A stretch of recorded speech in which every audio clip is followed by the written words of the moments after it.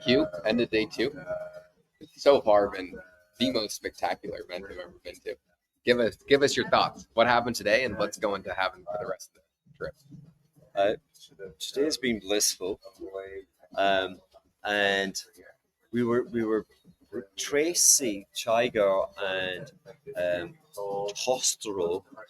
Don't know what that is. That's his Twitter handle, but Tom Roderick, who's my investment partner. We're doing Hedge Fund Laboratory, where I go back into being a master of the universe, and we recreate the scene where my analytical team have to come in and pitch an idea, a trade idea, and Tracy and Tom Roderick presented silver, the bull case for being long silver. And I'm a narrative guy and I like words. And my takeaway was, with Kodak, which was the Nvidia. I mean, there's only one Nvidia, but it was the go-go stock of the early 1970s, and it was all about the transformation of sunshine into photography, into images. And the bull case on there's always a bull case. Silver is the most preposterous asset class in the world. It's presently recording what I believe is amongst the longest bear markets in the history of financial markets, 48 years and counting since it recorded a new all-time high. But the bull case today is similar to the 70s, where not only was it a precious metal, but the industrial demand back then in the 70s, it was transforming sunshine into images. And today the story is it's transforming sunshine into energy. And I think about 30% of silver output now is devoted to solar. And then we're going to get on to electric vehicles. And my takeaway was asset capitalism is the transformation of sunshine into economic, I want to say wisdom, but I'm sure you're all thinking into nonsense. Decide as you will. So that's my takeaway for today. What about how the event's actually running? What are your thoughts on the people here and everything going on? I mean, the people are like people come as strangers and they leave as friends. Mm-hmm. I'd say family in some cases. I mean, there are some people who I'm going to be lifelong friends with forever. I've got some new besties, without a doubt, and even from the last camp, really searing deep relationships. And then what's very nice, I'm sure you've noticed, is that my family are here, my three kids are here, my ex-wife is in the other house, and actually we're getting back to, like we're beginning to reestablish like human relationships. And my 17-year-old kid's got like eight buddies with her, and it's wonderful being charged with the energy of youth and just the proximity of family. But Josh, tell me, what were you saying? Like, so Josh was proffering advice to me. What were you saying to me? You were saying like, were you saying to me that I need to take secrets hostage, that I need a self-edit? What were you saying? No, what was your point? Well, we were talking yesterday, and I was saying that you're possibly the most honest person that I know, and that is for better or worse. Sometimes you say things that are slightly inappropriate at times. I know, Mr. Hugh Henry. How could that possibly happen? But I can't be. That's my problem. Is I can't be shamed. But also, that means when you get a compliment from someone who is as honest as you know it's authentic. That's true. As opposed to people who hand them out blindly. There is no meaning behind their words. And so when you say something, people just know that you mean it. And that is exceptionally powerful. So on that, I was, I'm just kind of back from Mongolia. And people, I'm planning Burning Man in Mongolia in the steppes of Genghis Khan next August. Call me. Yeah. It's going to be epic.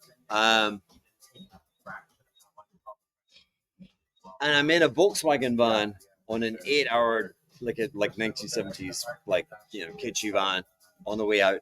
And I was with a dear female friend. And she's a witch. She's a good witch. But she has powers. She has she's a seventh sense kind of person. And we did tarot cards. And it's the energy within you that draws the wisdom from the card. And so I pull the card, and the witch, she sees it, and she's like, "Oh, bloody hell! Of course you took." And she said, "I took the most powerful card in the deck, and the most powerful deck card is the Ace of Swords. And why is it powerful? It's a double-edged sword that she's saying. The cards were saying that there's so much power that resonates within me that I can be a force and an energy for good, but it's so powerful that I can cut people down without even thinking about it. And so there's so much power and force invested in me, but I have this great responsibility to manage it. Mm. And so that's why I can be certainly not taciturn, but like you say, I couldn't play poker. Mm. And if I don't like you, you're gonna know about it. And if I like you, you're going to definitely get hugs from me. Well, tomorrow we have economic Jesus coming, Jesus is the resurrection, Paul. and that is Jeff Snyder, by the way. Jeff Snyder. I can't wait to hear it. I love Jeff. We had some communication difficulties, but he's Jeff is becoming Bobby Digital, and we're bringing him down from the U.S. Star Trek, and we're going to bring him to St. Bart's from Florida. Yeah. And he's going to keep us up. He's going to update us. I think Josh has been whispering into his ear, but Jeff and his genius has been mapping where are we? So we're presently in St. Bart's, and we're approaching the tail end of August, and so we're in the hurricane season, and Jeff is looking at the financial hurricane season, which is the third quarter bank closing of their balance sheets. And so banks are pulling in credit as we speak, because on the 30 days of September, on the 30th day of September, they're going to take a photograph of their balance sheet, and they want to present a reasonable picture of their activities and their extension of credit.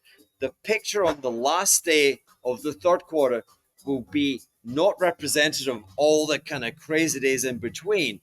And so as they actually pull back and reduce their balance sheet for this photograph at the end of September, normally what happens when you pull liquidity out, and I think Jeff Jesus' Bobby Digital's great contribution is, why do we get these financial hurricanes in September and October? It's the end of the banking third quarter and the pooling of liquidity. And Jeff has looked at that, and I can't wait to hear his logic and his reasoning. But he's imagining a scenario where actually, I think over the short term, and I don't think he's talking days, but let's say over the next quarter, No, more so the next 3 weeks. 3 weeks, that we may give or take. We may see pressure on U.S. Short cash-like rates. Is it cash-like rates? Long term. Oh, long term. It's long term. So the long end, you could see rates rising. Okay. And so I'm fascinated to hear what Jeff's got to say. The big challenge is can I be on mute and just listen to Jeff? We'll see. Yeah. And then what's going on tomorrow night? Oh, should we talk about tomorrow night? Are we allowed to talk about tomorrow night? So I don't even know what's happening tomorrow night. All I hear is that I'm not prepared for tomorrow night, and that is most likely the truth.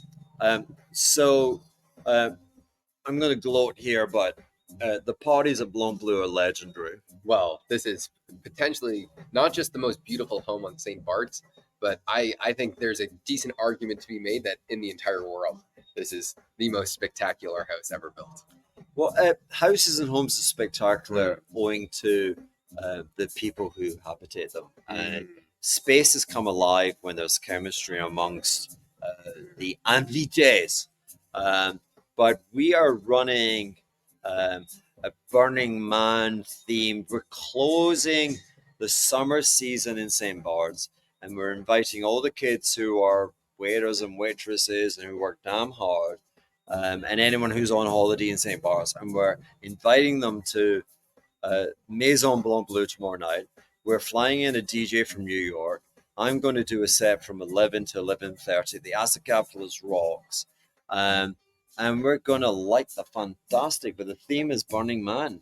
Josh, what you got? What's your Burning Man look? I actually don't know anything about Burning Man, and I'm ashamed to say that. I wish you didn't ask me that because I was going to be researching that tomorrow beforehand.